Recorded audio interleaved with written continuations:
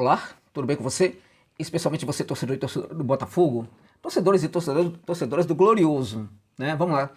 Neste vídeo eu quero comentar sobre o trabalho que vai ter o Arthur Jorge, que já começou a trabalhar no Botafogo para ajustar essa equipe do Botafogo diante dos problemas táticos que a gente viu nessa equipe nessa partida contra o Júnior de Barranquilla, né?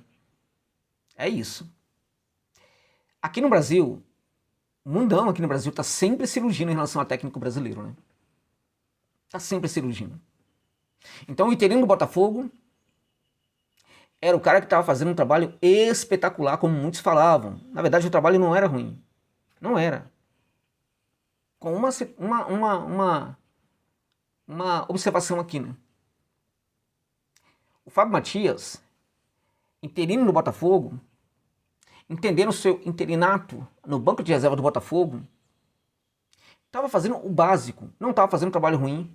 Estava fazendo ali o básico, um pouco mais do que o básico. Não era um trabalho ruim. Só que do que as pessoas não se davam conta era que os desafios impostos ao trabalho dele no Botafogo não eram desafios maiúsculos, enormes. Porque é na hora que esses desafios aparecem para o técnico brasileiro é que ele não consegue, via de regra, responder à altura. Então, na verdade, essa percepção de que está tudo caminhando muito bem também toma conta, às vezes, dos dirigentes e de vários envolvidos no processo, em vários aspectos, também andou a tomar conta de muita gente envolvido neste novo momento do Botafogo. Então a glorificação do trabalho do Fábio Matias era enorme, a ponto de muitos falarem, bom, o técnico não chegou, tá tudo muito bem, mas o Fábio Matias pode tocar o barco aí. Eu lembro que eu fiz um vídeo falando que o Botafogo não podia encarar a Libertadores com um técnico interino, que o técnico novo deveria chegar logo, que era um erro da gestão. Eu precisei ler nos comentários do vídeo muita gente reclamando das minhas observações, né, elogiando o Fábio Matias e falando, não, você não sabe o que você está dizendo. Né? Não é necessário que o técnico chegue tão rápido assim, porque a gente tem alguém que está mandando muito bem ali, no comando do banco de reservas glorioso. E isto vem desse encantamento que nós temos muitas vezes, né, que vem da vontade nossa de termos técnicos que prestem aqui no Brasil, que a gente não tem. E os técnicos novos que surgem no mercado, que não sequer dão conta, a gente tem o Carpini que foi para o São Paulo, tá uma tragédia lá no comando do São Paulo no momento. Nós temos o Antônio Oliveira, que está no Corinthians, que embora não seja brasileiro, mas é um técnico que se abrasileirou, digamos assim, porque age como um técnico brasileiro, né, o jovem técnico português. Inúmeros técnicos promissores, né, que já estiveram presentes também aqui no cenário do futebol brasileiro, que hoje em dia não representam absolutamente nada. Nem os técnicos brasileiros, na verdade, conseguem hoje em dia ter relevância. Que dirá um técnico interino. E a maneira como o Botafogo jogou contra o Júnior deixou isso muito claro. Não parecia haver um entendimento sobre o que era o contexto daquele jogo. O Botafogo encarou um adversário muito forte. Eu falei anteriormente que esse time do Júnior é o melhor time do Júnior dos últimos tempos. Tá? Está num grupo em que a Liga de Quito é a Liga de Quito. E mais, que o Universitário de Lima, que é uma piada no futebol peruano, é o melhor Universitário de Lima, talvez dos últimos 10 anos. Ou mais. Entende? Então, o entendimento do que era esse jogo e também do que era o grupo não estiveram presentes lá no Engenhão, nessa partida contra o Júnior Barranquilla. E claramente que tudo isso também ocorre em função do comandante que está no banco de reservas. Ok?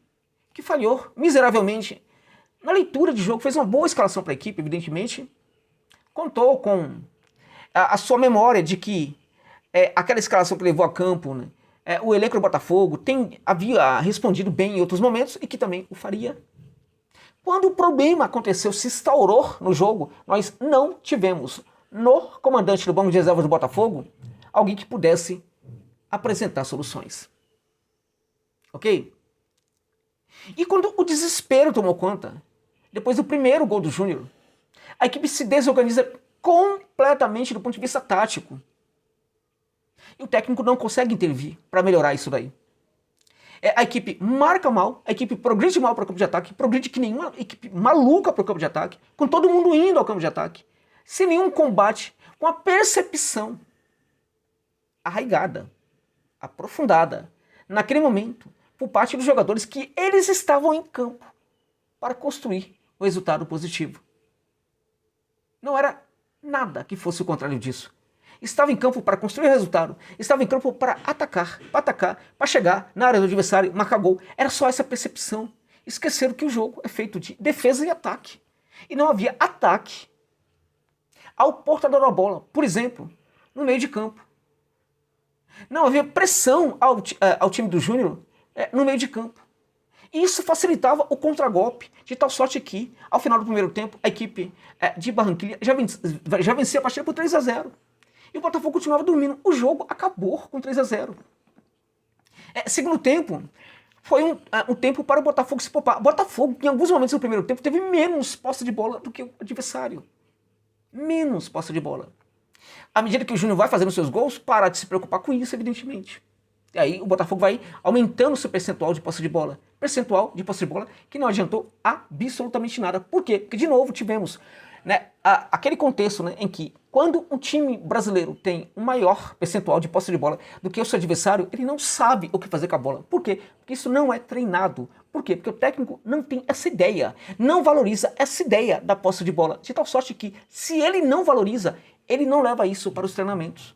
Então a equipe tem uma posse por circunstância e nem sempre sabe o que fazer com a bola neste momento. Então, evidentemente que isso coloca, tem que atribuir responsabilidade para isso. E não é para o Fábio. A responsabilidade ela tem que ser atribuída para os dirigentes do Botafogo, que demoraram para buscar o técnico. A despeito de todas as dificuldades, pelo amor de Deus. Pelo amor de Deus, neste momento, deixa a sua paixão pelo Textor de lado, a sua admiração.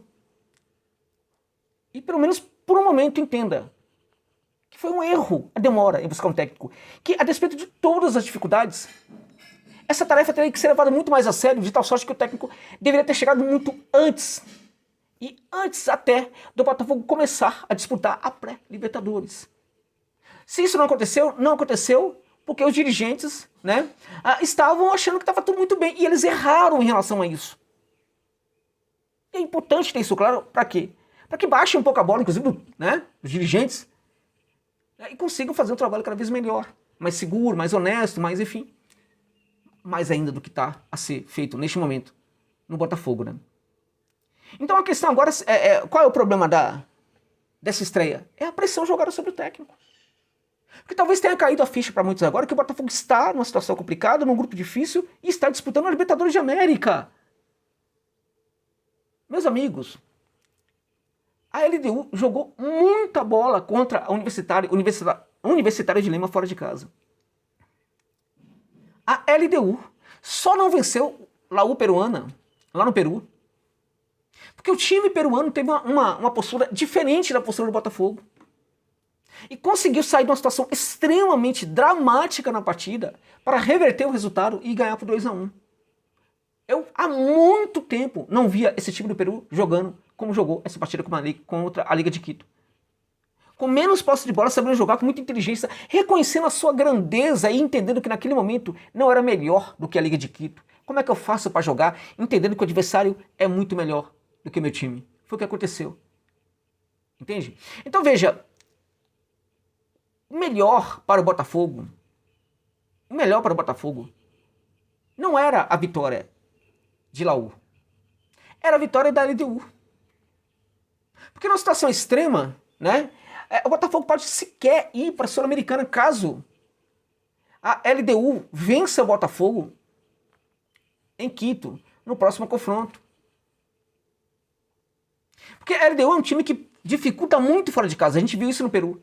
A LDU tem chance de jogar contra o Botafogo e, evidentemente, conseguir um empate ou uma vitória, assim como pode perder. Eu acho que a partir de agora, a partir do contexto do trabalho do Arthur Jorge, o Botafogo ganha até favoritismo para jogar contra a Liga de Quito no Engenho de Dentro, no Engenhão. Mas a LDU é um time que consegue, sim, pode até empatar fora de casa no Engenhão contra o Botafogo.